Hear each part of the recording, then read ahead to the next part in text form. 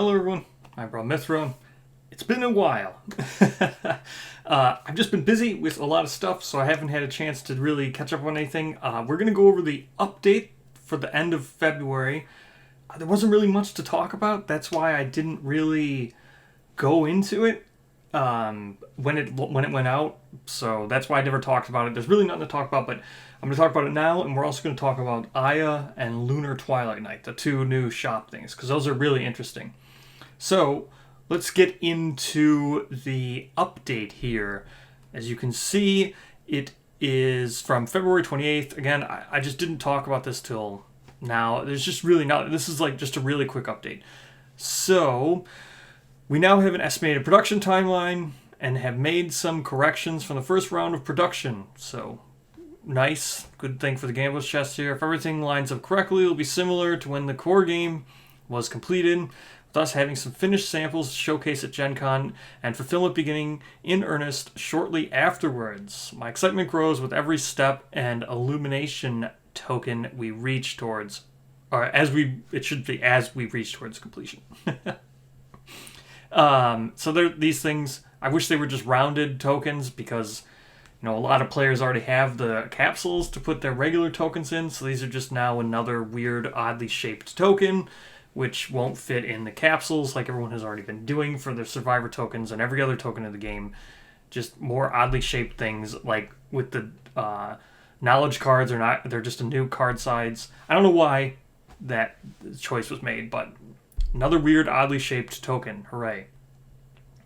So speaking of which, Kingdom Death returns to Gen Con. Booths have been booked, housing is being arranged, and trucks reserved as we will be returning to Gen Con to exhibit. There will be everyone will be instructed to pretend that the last 3 years never happened and everything has and continues to go exactly according to our plans. Okay. So, Kingdom Death returning to Gen Con. So, one of the reasons why I've been busy is I'm planning on going to Gen Con. I've already booked all my stuff as well. I'm in the process of getting a press ticket and everything. Basically, I wanted to make sure I'd handle a lot of this stuff before I made the announcement I'm going to Gen Con, but I will be going to Gen Con barring some super unfortunate event. I've already booked all my things and everything. I've already contacted Gen Con, already reached out to them trying to get press ticket and everything, or press badge and everything. I just want to do everything as professionally as possible. I don't want to just show up with cameras and stuff and force interviews on people and things. So I am planning on going.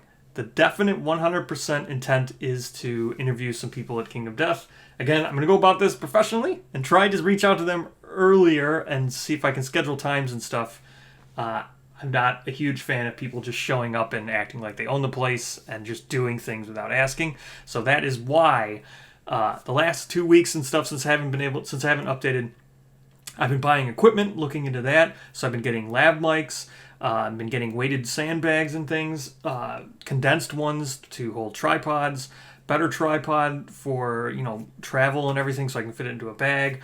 All these things, so I can do Gen Con. That's what I've been doing. I mean, I've been doing other stuff for the last 2 weeks, but, typical other things, adulting. Taxes, I got new glasses and stuff. I had other appointments to do, tax to do, job stuff to do. But it's just been busy. Tax time is not super fun for a lot of people who are, have to deal with it. But all that aside, that is what I've been doing. So, I will be posting all the stuff as they come in, all the things. I got new, I've also been redoing the way I filmed at the table. I got a new C-stand. While I was buying all this equipment, I figured I'd get a new C-stand. C-stand is it's like a C table, so it wraps around the table, goes up and over and down. That way, I've been shooting my stuff where it's been pulled away, and it's like you're sitting at the table. I do like having a camera, so it's like you're sitting at the table with me with that perspective, but now I will have an actual top-down C-stand with the camera pointing directly down like everyone else professionally uses. I've also been reorganizing what's behind me, moving around the table and stuff. So that's what I've been doing for 2 weeks. But back to regular scheduled recording time now. And again, I really just didn't want to announce that I was going to Gen Con until I know for sure like I for sure will be going. So look forward to that. That's going to be amazing, hopefully. Then we have Blood Staircase. Again, this stuff is just... I'm just going to go over this quick because it doesn't really matter. This is Seer. Seer's super cool. Everyone loves Seer. The mold lines here are a little bit crazy, but, you know, I think that's more so because they probably didn't clean this model afterwards. I think Seer's amazing. Nothing's ever going to change my opinion on Seer. Hard Plastic Showdown. This is great. This is just... I don't know what even to think about this. I'll read this one. So, Hard Plastic Showdown board. We are currently engineering the board, making a few adjustments and enhancements along the way. Sadly, I don't think we'll be making our Q1 estimate, but I'm pushing pretty hard for it to be ready in Q2. This is so mind-boggling to me. Well, this is great. It shows that they're all labeled, right? They're all going to be... The board was already labeled. I never understood why there was even be a thing where they wouldn't want to label them all. The board already has labeled. The board itself already has letters and numbers going up and down. So, no reason it shouldn't have been labeled to begin with. The work was already done. This is just showing it in the tooling phase. Like, I don't know how the Q1 estimate was ever made. Like, it took forever to even show it after they made that Q1 estimate. They didn't even look like it was printed correctly. Like, it looked like it was a real prototype. Like, it was clearly never going to make Q1. I don't know why that was ever estimated. But here's Black Knight and Frog Dog. So, I've been pretty deep into the trenches working in the Squires campaign, which is great. I'm super looking forward to the Squires campaign. It's refreshing that this little 5-year campaign has a different focus and allowed us to explore a new storytelling format.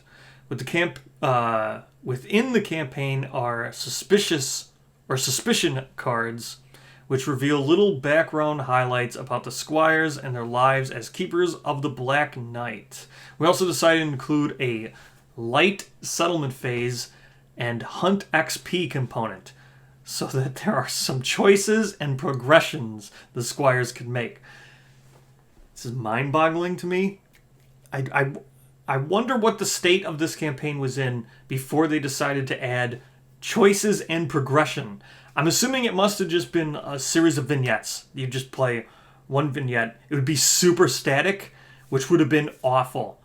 Not very fun at all to just be the same thing over and over with little to no change whatsoever and no choices to be made. So I'm so glad this is happening. Mind-boggling as to why that wasn't always the choice to make it, that there'd always be some choice, like a settlement phase.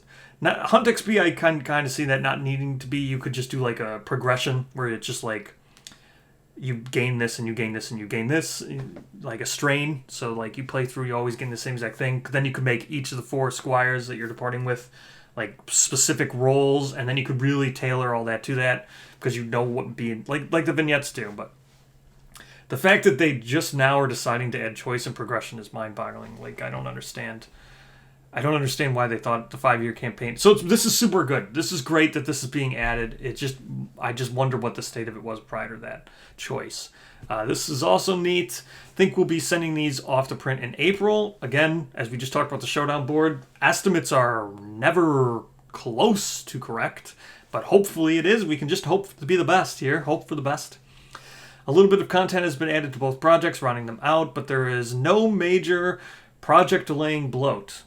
Cool. The Bullfrog Dog plays more like a legendary encounter, is not an extra quarry stuffed into the box. It's an awful sentence. I'm going to go now assume what it meant to say is the Bullfrog Dog is a legendary encounter, or plays more like a legendary encounter. It is not an extra quarry stuffed in the box. I don't think anybody ever thought it would be an extra quarry stuffed in the box, but it's nice to have more legendary monsters with each expansion that's released, and that is pretty much it for the update. This is why I didn't really want to talk about it. But what there is now to talk about is the shop. So Deathcrown Aya here, or Deathcrown Inheritor Aya, which is the Valentine's Day release, which has all this cool stuff. This was $60, and you got 2 gear cards, 2 patterns, an AI card, a strange resource, and that's it. And then you got, the 2 minis, a painter scale mini and a regular mini. As As you can see here, the Death Crown Inheritor Aya is like the painter scale one, and then you get like an actual Aya with her bow and stuff for the game size one. But then this was $60, and then the other release was this, the same exact thing, another $60 like white box, which just has a hunt card, basic hunt event card, and then a gear card, and then you get the painter scale, and then you get the exact same, just scaled down. This is $120 for these two things, which is like amounting to like 9 cards or something like that, and 4 minis. I don't know. Hopefully the bundle here is not always the same. And if you are going to at least bundle them and do this for $60, like, I mean, I would hope that the miniatures are at least different. The painter scale one and the game scale one at least be different. Then at least, like, I don't know. Hopefully this is not the standard going forward. I would hate to, I mean, every little bit sale, $120. That's crazy. That's more than like Sunstalker, which is just baffling to me. The prices on these two things together to get 8 cards and 4 minis is the same. It's more than Sunstalker. I think Sunstalker is like $115. Either way, I don't like to talk about the price of these things because, you know, Kingdom Death's always a more pricey thing than everything else. But this one was a little bit much. I felt that like the fact that they're the same miniature on the Lunar one is weird. But the Death Crown Aya, let's talk about that. So Death Crown Aya here is great. This is really neat. So let's scroll in. Talk about, so we have this install card, which says to install, add the Aeon Heart to the Phoenix AI cards, which is a legendary card. We'll talk about that. So this is permanently added to the legendary. It is an actual like full legendary upgrade, or full Phoenix upgrade with a legendary card. Add Undying Heart to the Strange Resources. Set aside the patterns and pattern gear for Heart Bow and Heart Stop arrows. They can be earned if the Phoenix draws the Aeon Heart trait. So it's hard to like. They're gained via the Strange Resource. They're not gained via drawing that trait. But I guess drawing the trait gives you the Strange Resource, and then getting the Strange Resource will give you the patterns. But I don't know. It's nice to have. I guess it's nice to have the install card at least, because the last time we'd gotten patterns with like seed patterns and stuff, there was no rules associated to even how to use them. So this is a step up. This is good. I'm glad that there's at least rules now that actually pertain to the thing you're getting. Let's look here. You also get the campaign limit X, which is a gear special rule. This gear may only be activated X times per campaign. Track this on your settlement record sheet. This is interesting. A little bit odd to do it like that, where you track it on your record sheet, but I guess how else would you do it? I guess you just write it in your storage how many times you have it, and then when it reaches 0, you just can't use it anymore. So I guess you just never bring it with you anymore. Either way, we'll just look here. So the Heart Stop arrows here. This is just a pattern card. This is what pattern cards are now. It's just the Undying Heart, which you get from that trait card, which is the Strange Resource. 2 leather and 1 Phoenix Eye. So, yeah. Not a super expensive cost here. The thing here is it's actually more expensive than these appear, because the Heartstop arrows themselves need the Undying Heart, but then they're also restricted to the bow. So you can't use these arrows outside of owning the bow. So actually, you can't even you would never craft these without crafting the bow first. So you need to get 2 Undying Hearts, and you only get 1 Undying Heart each time you kill it from this trait. So you need to kill 2 Phoenix, and it needs to get this trait, and it needs to put it into play, and then you need to kill it on top of that. So let's look at this trait now. So the Aeon Heart trait. The monster's ancient heart beats at a slow but inexorable pace. The monster gains +3 toughness tokens and +1 luck token. And again, this is a trait, so just when you draw it, it comes into play. Monster reactions cannot be canceled except due to critical wounds. This is an interesting thing here. That means when you knock it down, the way knockdown reads, the actual rules for knockdown are when you knock down a monster, all of its reactions are canceled. But so this means even if you knock it down, it's still going to be doing reactions, which is interesting. There's three tasting clarifications that are along with this that are just weird. They're not weird. They're just things you would never know because they're not in the rule book.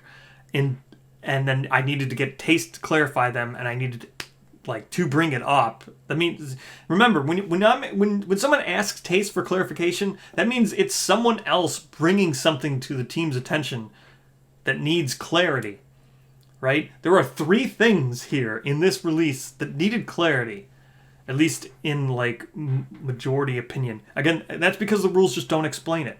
So, when a monster is knocked down, it doesn't have a facing anymore, which is so odd. But I guess thematically that's correct. But that is a rule. When a monster's knocked down, it loses facing. So that means that there's no blind spot when a monster's knocked down, which I guess is thematic. Either way, now when there's reactions that now, because this technically doesn't cancel reactions when it's knocked down, technically the monster won't have a facing. So then technically, if there's reactions, which the Phoenix does have them, I looked through them. The Phoenix does have reactions based on its facing, or it will tell you to turn to face. I guess you just don't do that.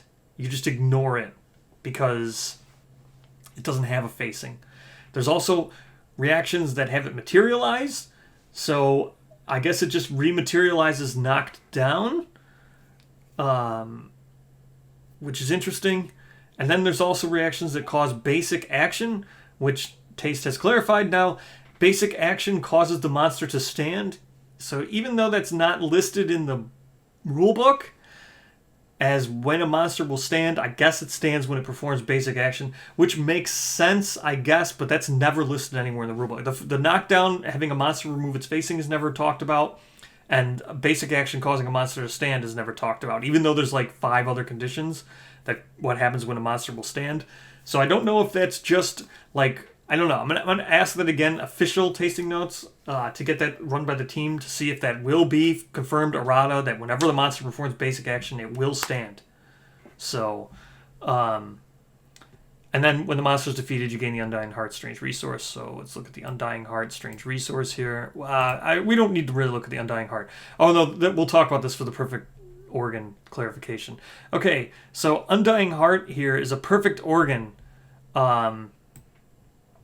The clarification here, it's not really a clarification, it's just a weird thing. So perfect organ, organ, meaning that it's a perfect resource type and an organ resource type. That's how this works. And I always thought, as you can see here on the pattern right above it on the heartstop arrows, where that says 2 times capital leather, that just means any leather resource. It doesn't necessarily mean the specific leather. Just like when you craft a skull, with a skull helm with skull, you can use any skull resource type because the settlement locations don't necessarily. But see how it says Phoenix Eye there on the pattern? It will say 1 time Phoenix Eye. That means that you need that specific resource, the Phoenix Eye. And when perfect organ, perfect hide, and perfect bone were introduced in 1.6, they have perfect, organ, just like this does. But it's called perfect organ, meaning that I always assumed you would need that specific resource since the location calls for it to be 1 times perfect organ, but that's just not true. I guess the way perfect works is perfect means that this resource is perfect. And then any other of the resource listed types, it's a perfect of that. So this Undying Heart is a perfect organ. You could craft things that require perfect organ using this. So kind of weird. But so I guess perfect flower, perfect iron, all those things will exist. So just know that even though there's no perfect iron resource or perfect flower resource, that corpse lily, because it's a perfect resource and a flower resource, means it's a perfect flower. So that was another clarification. But either way, this just gives you the patterns. We don't really need to talk about it. It's just a strange resource. The heart bow here requires Undying Heart. This is why I said you'll need 2 of them. You'll need to kill it once to get 1 Undying Heart. Then you'll want to make the bow first, because the arrows can't be used without the bow. So making the bows, you definitely make the bow first. There's no reason not to. And then Perfect Bone, Perfect Whiskers, or Phoenix Whiskers. Now, let's talk about the gear. Gear is super cool. Let's talk about this stuff. So we have the, oops, let me scroll a little bit more. The Heartstop arrows. So Heartbow ammo, Heart bow, meaning, again, like I said, this requires this specific bow to be using this arrow. Campaign limit 5. This is the one where you track it on your sheet. So these arrows, once you use them 5 times, it's over. The effect is when you wound with this, the monster is knocked down. That's huge. These are pretty powerful because they have campaign limit 5. So let's say in the future you have things like Lion God. Well, Lion God we have now, but or like Griffin in the future, where it's stacked those huge action cards on top of themselves, right? It showed where it's just going to have multiple things. You just surge with this, wound with it because it's got strength 9, accuracy 4. It's pretty likely you'll probably wound. And then you knock it down. Like, this is the perfect surge weapon. This is just nuts, and it's not cumbersome. So remember, when you shoot with the bow or shoot with arrows, they're not cumbersome. You could surge and shoot with an arrow. So that's really good. This thing is nuts power.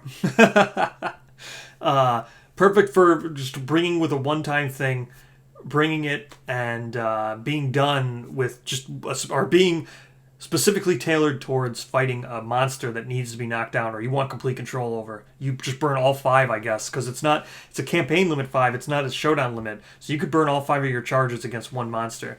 This is nuts. This thing is really cool. And then it makes the bow good because you need the bow in order to shoot this. So Heart bow here. Heart bow's crazy good too, in my opinion. Cumbersome, range 4. Again, because it is a bow, you could get bow mastery, you could lose cumbersome. But however, on this one, if you have no the way this is worded, if you have no non-red affinities, this loses cumbersome and gains sharp. So if you have no I don't like the wording. If you have no non-red affinities, which just means you can have red affinities, but if you have any affinity that isn't red, so you'll lose. Then you won't be able to get this. But losing cumbersome is not that big of a deal. But gaining sharp is kind of big, especially on a 7 strength bow. I think Heart bow is pretty good. I don't know if it's worth the time investment to try to cycle. So here's the one thing I find odd about attaching this strange resource to a legendary trait. Not that big of a deal on a Phoenix, because a Phoenix is always going to have 1 legendary anyway, no matter what, even level 1. But attaching it to a trait that needs to come into play, a trait that's not starting in play, so you need to draw it from the deck. So, and then 2. You need 2 to get to the bow. You'll need to do this twice.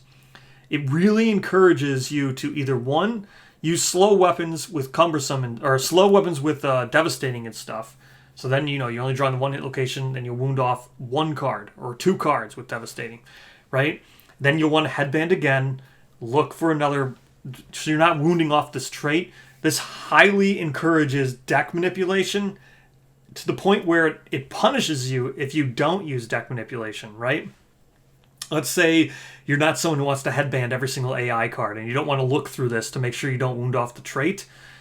Then you're punished for wounding it. Right? What option are you left with then? Just let the monster draw all of its cards until it puts this into play, and then you decide to kill it? You could literally just, if you don't want to use AI manipulation, and some players don't like using AI manipulation, right? You're punished for this, right? You could go hunt a level 1 Phoenix. It does its first turn, and then this is the first card in the deck, and then you wound it just because you have to wound it to win. You're playing to win here. You wound it, and then now the card's gone. Oop, tough luck, I guess. So that kind of sucks. I wish it would have been like a hunt event that put the trait into play. That would have... Even a random monster hunt event attached to the Phoenix isn't a guarantee. You might have to hunt it multiple times, but It just feels odd that if you want to try to get this and go for it, that you're punished for just playing and wounding the monster. So, either way, Heartstop arrows are awesome. Heartstop arrows are so good. And then Heartbow is then tangentially good because it's the only thing that can fire those arrows. But it's also good enough on its own, in my opinion. So that's really neat. It's the range for it, not that super great, but I guess you'll probably want to bring quivers and stuff because you'll be bringing these arrows. So maybe you'll just bring the quiver, but super cool. I like this. I think Aya's stuff is really cool. This is a lot, right? Some of these white boxes have been really doing good. Like the Sunlion one, a lot of the stuff has been adding a lot more, but the price has been going up too. Not necessarily everybody wants the painter stuff, but let's go ahead now and let me open up the Lunar stuff. All right, so here's what comes with Lunar Twilight Night. This is super cool as well. I really like this. So this is a basic hunt event, just gets tossed in your deck. You approach an abraded giant stone face crowned with skulls and a cluster of lanterns entwined with string. A delicate scent wafts from the worn surface. Nominate a survivor to investigate. Okay, nominate survivor, 1 to 3. As you approach, the string ignites and the lanterns explode. You are engulfed in sound and light. Suffer the deaf and blind severe head injuries. Amazing. We got lantern booby traps. That's awesome. I hope maybe scouts can do that stuff. Oh, that'd be so awesome. Lantern booby traps are huge. They're so cool. The concept of that is awesome. Then the 4+. Sumptuous fish dish sizzles atop the stone face, flanked by 12 skulls. If you have disorder binge eating, you consume the fish whole. Gain 1d10 survival and +1 permanent luck. So there you go, binge eaters. You get +1 permanent luck doing this. If you have marrow hunger, you consume the skulls.